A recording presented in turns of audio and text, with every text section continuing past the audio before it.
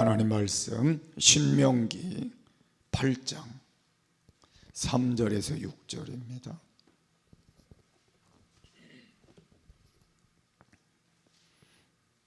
우리 한 목소리로 읽겠습니다.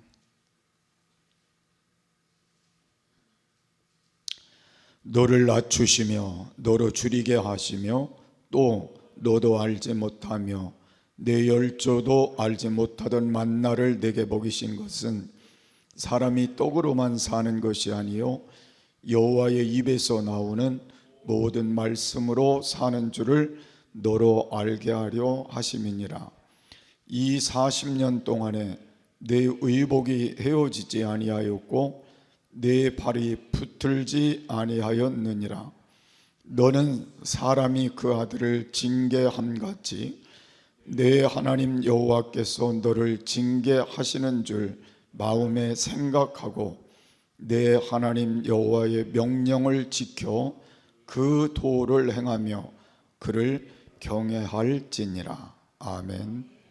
우리 함께 인사합니다. 할렐루야. 내가 믿으면 하나님의 영광을 보리라. 아멘. 오늘은 만나에 대한 말씀만 제가 읽었고 나머지 두 말씀을 더 읽어야 되는데 그냥 참고로 언약궤의 원칙으로 이제 지성소의 원칙으로 했는데 언약궤에 대한 말씀을 오늘 드리려고 합니다. 우리가 예수님이 이 땅에 오시기 전에는 지성소에 우리가 들어갈 수가 없었어요. 대제사장만 들어갈 수 있는 권한을 갖고 있었기 때문에 지성소에는 들어갈 수 없고 언약궤를 볼 수 있는 사람도 아무도 없었어요. 그런데 예수님이 오신 후에 우리는 만인 제사장이 돼서 지성소에 누구든지 들어갈 수 있는 축복을 얻은 거죠. 그래서 여러분이 이렇게 나와서 예배 드리는 게 지성소에 와서 하나님을 대화하고 하나님 만나는 시간을 갖는 거예요. 그래서 오늘 우리는 이런 큰 축복을 받고 지금 사는 거죠. 그러니까 하나님을 만난다는 게 얼마나 귀한 일이에요. 또 하나님과 대화를 나누는 게 얼마나 귀한 일이에요. 그래서 우리는 이것을 깨달을 때 예배의 소중성이 우리 안에 있어야 된다는 거죠. 그러니까 사람 만나서 이렇게 우리가 어떤 형식을 갖추는 게 아니라 하나님을 만나고 하나님과 대화하고 하나님을 내가 모시고 체험하는 시간이기 때문에 귀한 거라는 걸 다시 한번 깨닫는 그런 시간도 되시기를 바랍니다. 그래서 우리는 주일에 예배하는 개념이 좀 바뀌어야 된다는 거죠.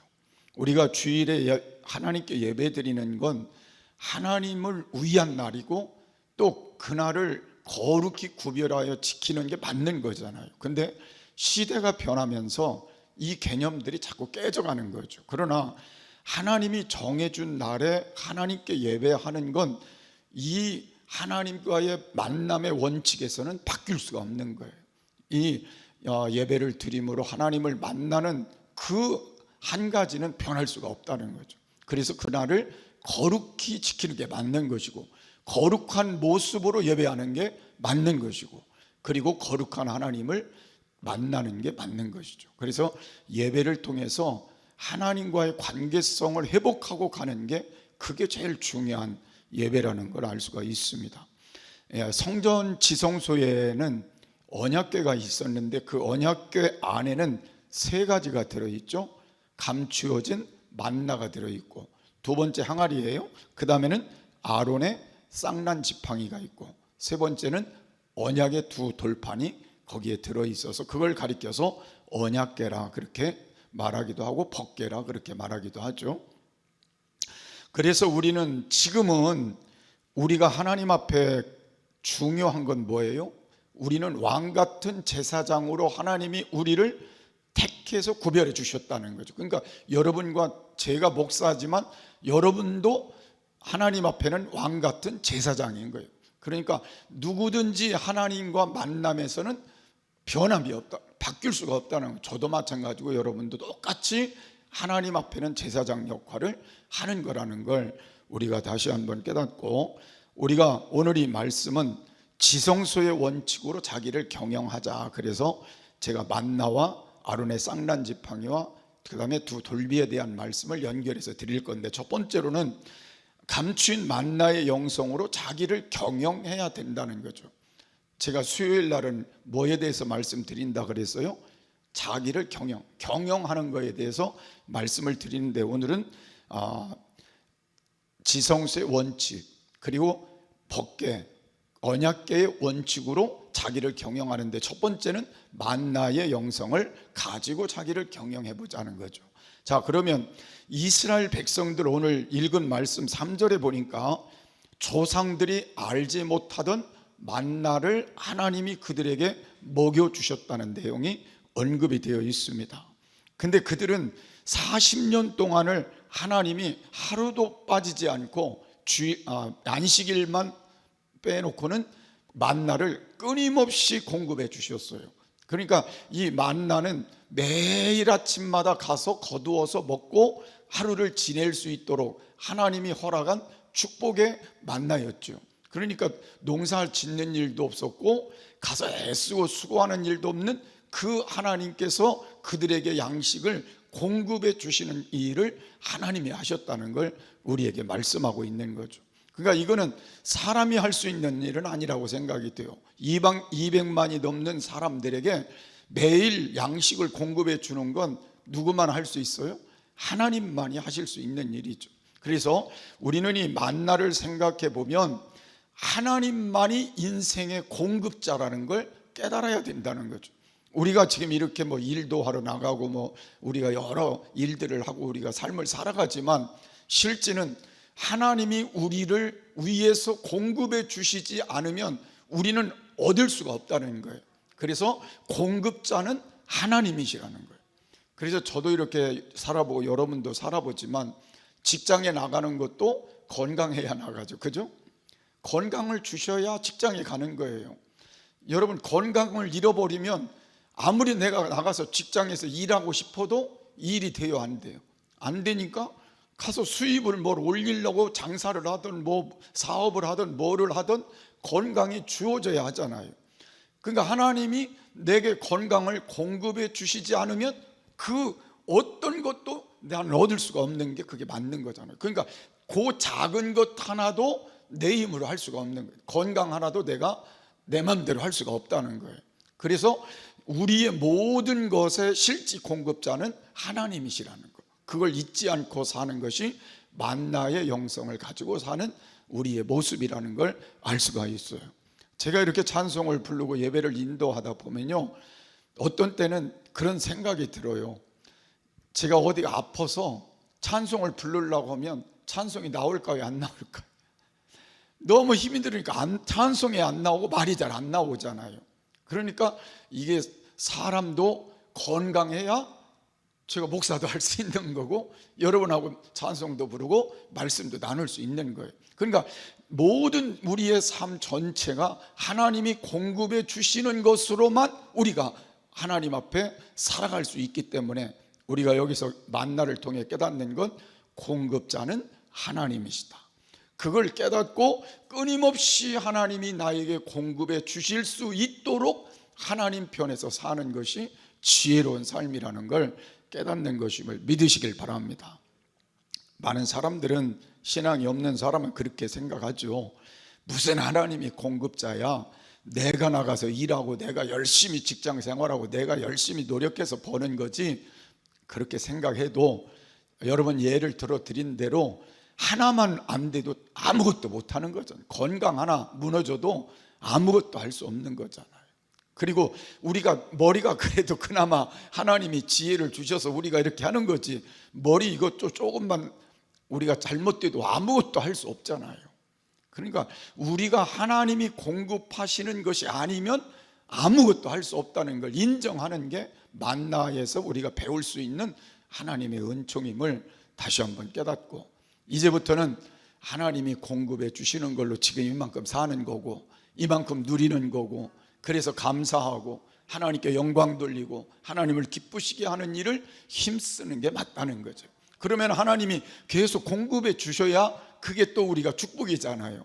만나가 끊어졌으면 이스라엘 백성들이 그 200만이나 되는 사람들이 다 다 굶어 죽을 수밖에 없잖아요. 그런데 끊임없이 40년을 공급해 주셨다고 하는 건 뭐예요?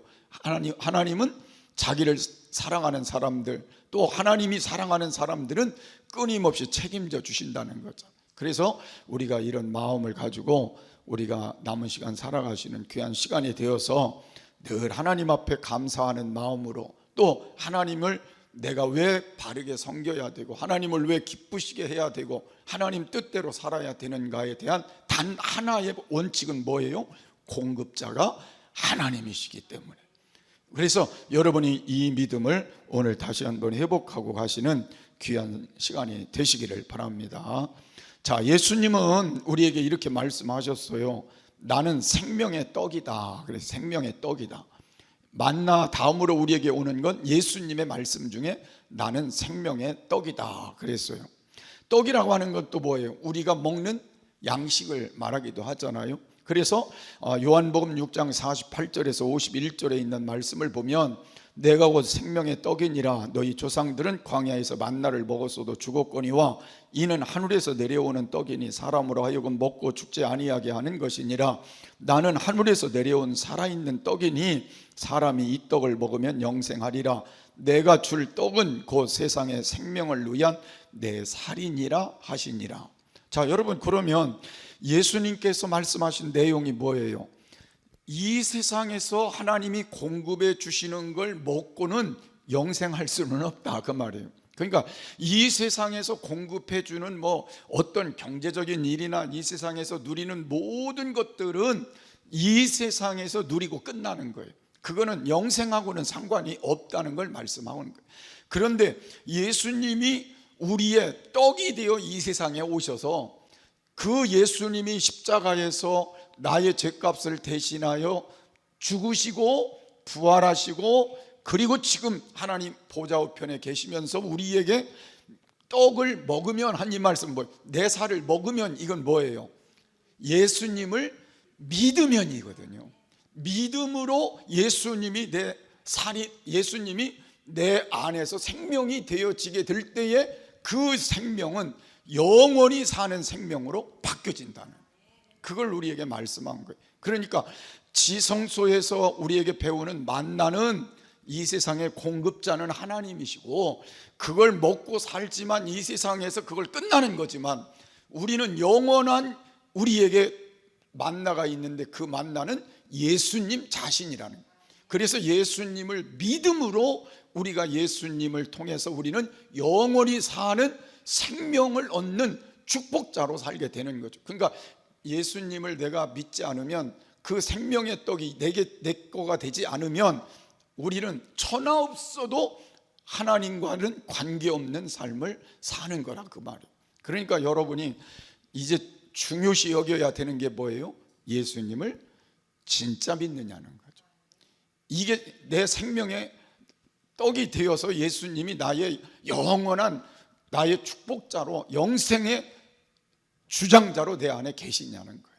그거를 오늘 다시 확인해 보고 우리 자녀들에게도 다른 걸 못 물려줘도 예수님은 생명의 떡이다, 너는 그걸 먹어야 된다. 그 말은 뭐예요? 믿어야 된다. 그래서 예수님을 통해서 영생을 얻는 축복자가 돼야 된다. 이게 우리가 가장 만나의 영성에서 큰 축복임을 믿으시길 바라고, 그 축복을 누릴 수 있는 삶이 되시기를 바랍니다.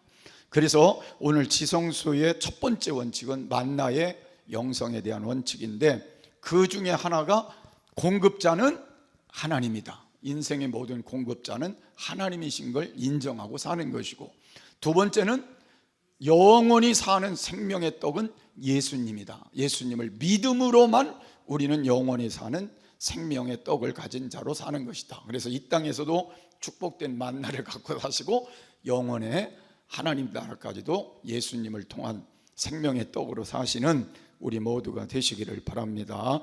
두 번째는 아론의 쌍난 지팡이의 영성으로 자기를 경영하자는 거예요.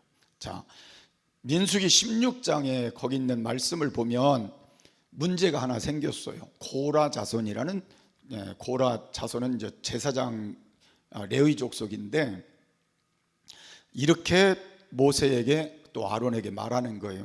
어떻게 너희만 제사장이고 너희만 하나님이 기름 부은 사람이냐? 우리도 똑같은 레위 족속이고 우리도 제사장인데 하나님이 너희만 그렇게 하는 게 특별한 게 뭐 대단한 게 있느냐? 그래갖고 모세하고 아론을 향하여 대적을 한 거예요.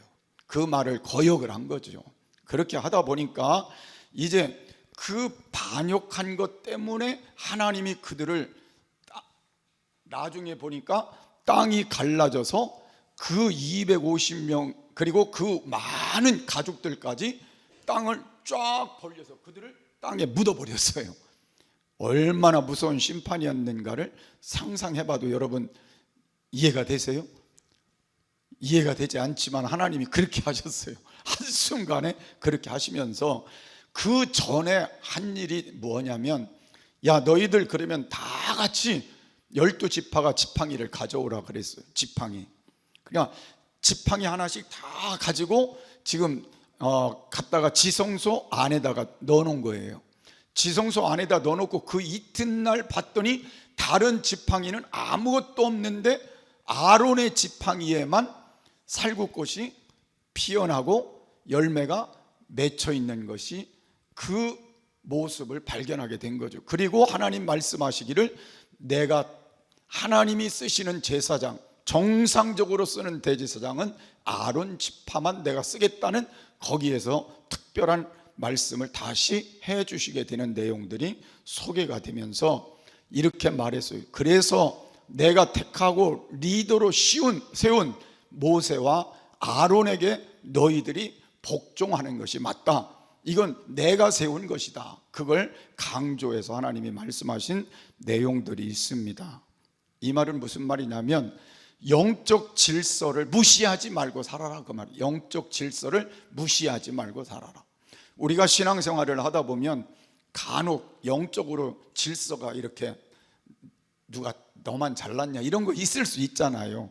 그러니까 그렇게 하지 말아라 그런 말을 하나님께서 이 아론의 쌍난 지팡이를 통해서 아론 지파에 또 아론을 세우신 모세를 세우신 하나님의 뜻을 복종하도록 그들에게 명하신 내용을 거기에 아론의 쌍난 지팡이로 증거를 해 주셨다는 걸 말씀하는 거죠. 그래서 저는 그렇게 생각해요. 제가 목사가 됐지만 제가 여러분들보다 나아서 목사가 된 건 아니잖아요. 그죠? 제가 특별히 여러분보다 뭐 뛰어나서 제가 목사가 된 게 아니라 하나님이 목사를 세우셨으니까 제가 목사가 된 거죠. 그러니까 저는 여러분보다 똑똑하지 않다고 생각해요. 여러분이 더 똑똑할 수 있고 여러분이 더 모든 면에서 나보다 뛰어난 재능들이 나보다 많을 수도 있어요. 그런데 여러분들이 저를 목사로 인정하고 갈 수밖에 없는 건 누가 세우셨기 때문에요? 하나님이 저를 목사로 세우셨으니까 부족하지만 권위를 인정해 주는 게 맞다는 거예요. 그걸 그래서 잘 함께 맞추어 가는 게 맞다는 거죠. 그걸 우리가 잘못 착각하면 다른 교회들 이런 여러 교회들 문제가 다 뭐예요? 목사님 네가 뭐 잘나서 이런 생각을 하니까 자꾸 대적자들이 생기면서 서로 교회가 불협화음이 생기게 되는 거죠. 그래서 저는 지금까지 이렇게 목회하면서 우리 장로님들이나 우리 성도님들이 고마운 게 한 번도 저한테 그런 적이 없어서 저는 고마워요. 제가 너무 부족한데도 다들 그래도 기꺼이 이렇게 좋게 생각해서 잘 해주셔서 제가 좋게 은퇴할 수 있게 돼서 얼마나 감사해요. 저는 그게 제일 제가 교회 목회는 크게 못하고 이런 걸 못했지만 참 감사하다는 생각이 있어요. 그래서 여러분들이 이제부터 그 마음을 한 번 더 다짐하고 가자는 거예요. 그래서 우리가 살아가는 동안 하나님이 세우신 리더에 대해서는 우리가 월권하지 말고 그걸 대해서 우리가 이렇게 함부로 하지 말자는 그런 의미를 여기에서 말씀하고 있기 때문에 이 문제도 가정으로부터도 잘 세워야 된다는 거죠. 가정의 리더가 누구요? 가정의 리더가 누구예요? 부모님이죠. 그러니까 자녀들은 부모님이 좀 부족해도 부모님에 대해서 함부로 하지 말고, 부모님이 정말 하나님이 원치 않는 일을 한다면 그건 안 되겠지만 그 외에는 부모님을 권위를 인정해 드리는 게 맞다는 거예요. 이제 이해가 되셨죠? 자, 또 그 다음에 가정의 리더가 누구요? 남편보다는 아내보다는 남편이 되겠죠. 그럼 남편이 똑똑하고 잘났으면 더 좋지만 부족할 수도 있죠. 그죠? 그래도 남편을 잘 권위를 세워주고 인정해 주어야 된다는 걸 말씀하는 거예요. 자, 우리가 목장에서도 목장을 이끄는 분이 조금 부족할 수 있죠. 우리 생각할 나보다 좀 부족할 수 있어도 그 권위를 인정해주고 따라주는 게 그게 맞다는 거예요. 그래야 가정의 질서가 잘 잡히는 것이고, 목장의 질서가 잘 잡히는 것이고, 교회의 질서가 잘 잡히는 것이고요.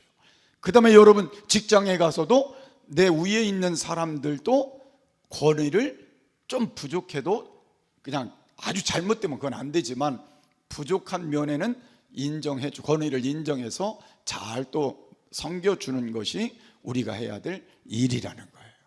그래서 저는 이런 관계성이 굉장히 중요하다 그렇게 생각해요. 그래서 윗사람과의 관계성도 잘해야 되고, 그 다음에 옆으로가 누가 있어요? 친구도 있고 여러 관계도 우리가 관계성을 잘 가져야 되고, 그 다음에 밑으로 아래에 있는 사람들도 관계성을 잘 가지고 우리가 서로 관계 속에서 우리가 잘 이끌어가는 상호관계가 될 때에 거기에 진정한 좋은 모습의 결과를 가져올 수 있다는 걸 지성소 중에 쌍난 지팡이의 그 말씀 속에서 우리가 참고로 할 수 있겠습니다. 그래서 오늘부터 가정에서도 잘 지켜보시고, 교회에서도 잘 지켜가시고, 직장에 가서 어디 가서든지 위아래 밑에까지도 잘 우리가 서로가 성경 가운데 좋은 모습으로 세워져가는 귀한 삶이 되시기를 바랍니다. 자, 마지막으로는 우리에게 세 번째는 돌비 영성으로 자기를 경영해야 된다 그랬어요. 돌비의 관계는요, 첫 번째 중요한 게 거기에 뭐가 새겨져 있어요? 십계명. 이거는 하나님과의 관계성이 되겠죠. 그래서 거기에는 두 가지 내용들이 있는데, 하나는 하나님과의 관계, 두 번째는 사람과의 관계가 거기에 새겨져 있죠. 그래서 우리는 항상 예배의 원칙도 바르게 가지고 살아야 되고, 또 사람을 섬기고 사람과의 관계를 갖는 일에도 잘 우리가 가지고 살아야 되는 걸 말씀하고 있다는 걸 알 수가 있습니다. 그래서 예배는 내 마음대로 드리는 게 아니라는 거예요. 여러분이 예배는 내가 드리고 싶으면 드리고, 드리고 싶지 않으면 안 드리고, 그게 아니라 하나님이 원하시는 대로 드리는 게 맞죠. 그게 중요하다는 거예요. 그러니까 요사이 이제 코로나가 지난 후에 주일의 개념들이 많이 깨졌잖아요. 그러니까 주일날 교회 와도 되고 안 해, 그게 아니라 하나님이 말씀하신 대로 주일도 지키는 게 맞는 거예요. 예배도 예배 생활도 그렇게 하는 게 맞는 거고요. 그래서 저는 항상 중요한 건 내 맘대로가 아니라 정말 하나님의 말씀대로 그렇게 지켜가는 게, 그게 우리에게 맞는 영성이 아닐까. 그래서 조금 회복했으면 좋겠어요. 누구 맘대로? 하나님 맘대로를 따라서, 내 맘대로가 아니라 하나님이 원하시는 대로를 따라서 우리가 예배 생활도 잘하면 더 좋겠다는 그런 마음을 함께 담습니다. 그래서 우리는 이 세상을 살아가는 동안 이 마음을 잃지 않으면 우리의 삶이 영성으로 승리할 수 있을 것 같아요. 언제나 하나님이 원하시는 대로 예배 생활부터 모든 생활이 이루어진다면 얼마나 우리에게 값진 삶이 되겠어요. 그 생활이 다시 한번 회복되기를 바랍니다.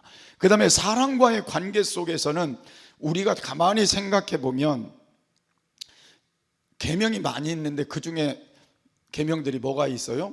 도적질하지 말라, 간음하지 말라. 그 다음에 사람과의 관계 속에 뭐가 있어요?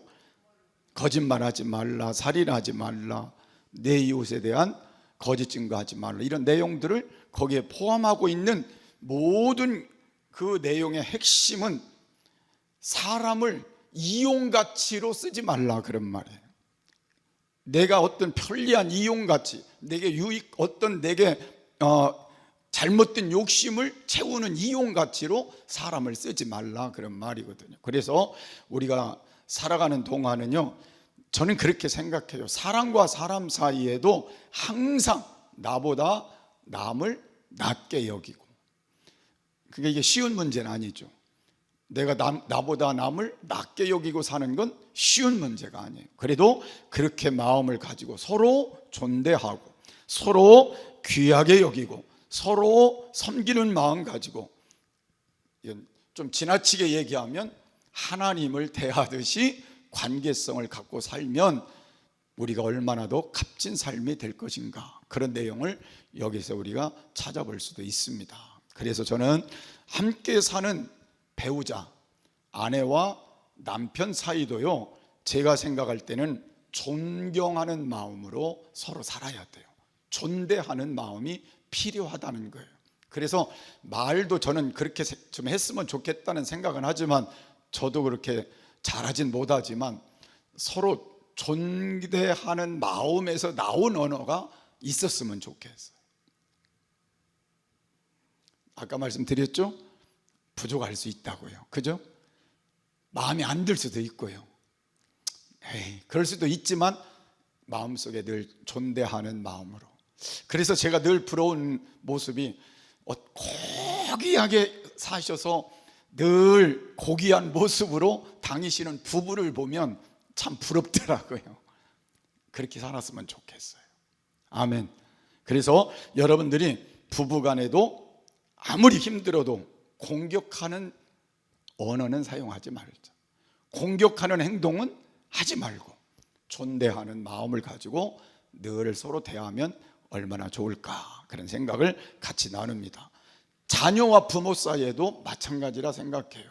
그리고 우리가 교회 학교에서나 목장에서나 우리가 사람들을 대할 때의 자세도 그런 마음으로 우리가 대한다면 얼마나 좋겠어요.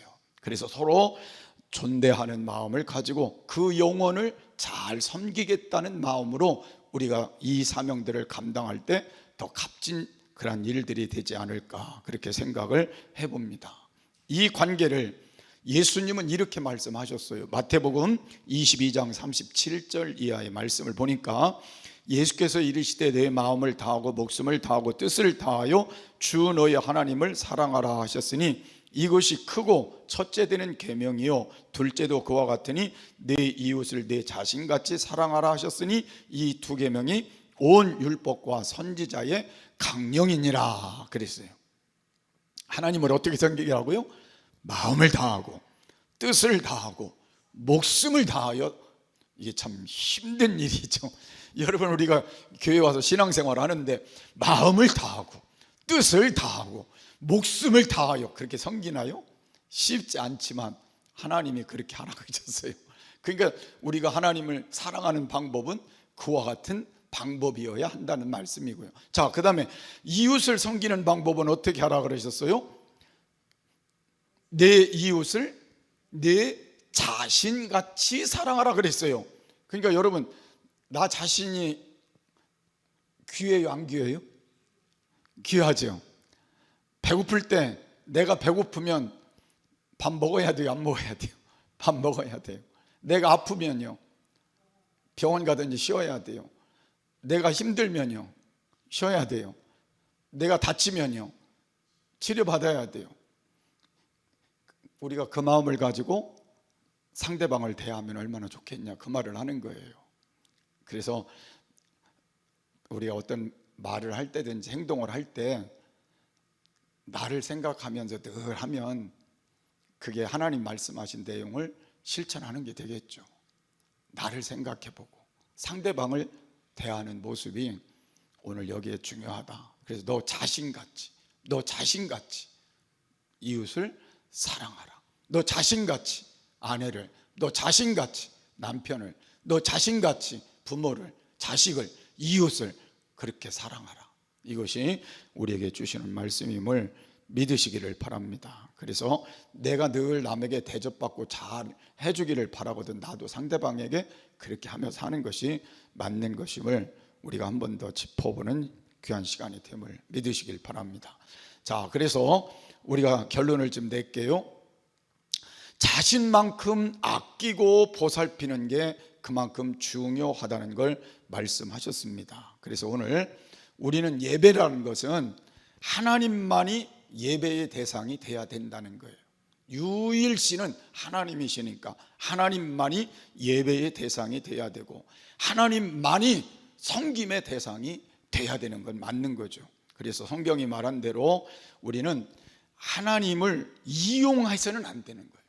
하나님은 예배의 대상이 되는 것이고 섬김의 대상이 되기 때문에 그 이름을 망령되이 일컬지 말라고 말씀하신 것도 여러분 잊지 말고 여러분 그렇게 해야 될 줄로 믿습니다. 그 다음 부모를 섬기는 건 하나님을 대행자로 알고 하나님의 대행자로 알고 잘 공경하는 게 맞는 것이고요. 그러면 하나님이 약속한 복을 잘 되고 장수하는 복을 허락해 주시겠다고 하신 이 말씀대로 또 복된 삶이 될 줄도 믿으시기를 바랍니다. 자, 오늘 우리는 이제 하나님의 언약궤 앞에 이제 다시 서야 합니다. 자, 언약궤 앞에 우리는 서서 그 신실하신 약속을 통해서 우리는 하나님 안에서 그 은혜를 힘입고 우리가 살게 될 것인데 이제 세 가지를 제가 말씀드렸습니다.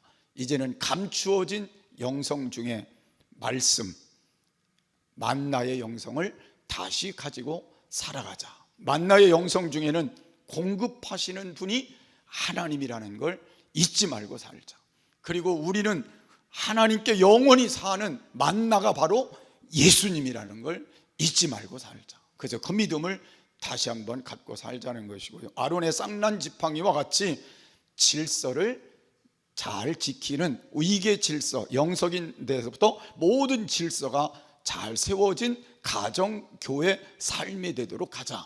세 번째는요, 우리는 하나님께 예배하는 일을 그리고 하나님 앞에서 사람들의 관계 속에는 서로 존대하는 마음을 가지고 우리가 일상생활을 잘 만들어가는 것이 자기를 잘 경영하는 지성소의 원칙을 갖고 하는 법궤 앞에서의 원칙을 갖고 하는 삶임을 우리가 믿으시고 오늘 이후에 그렇게 사시기를 바랍니다. 아멘.